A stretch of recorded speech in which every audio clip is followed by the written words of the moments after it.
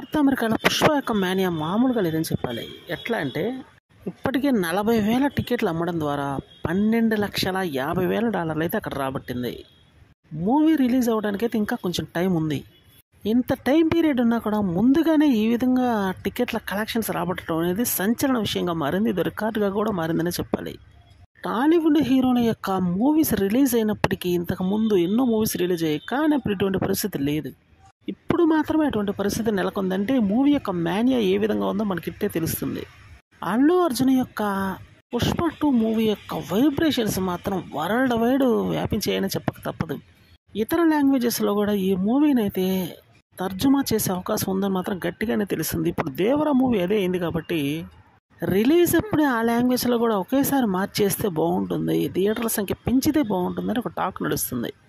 ఇదే కానీ నిజమైతే అంతకు మించినటువంటి ఆనందం ఇంకొకటి లేదేమో బహుశా.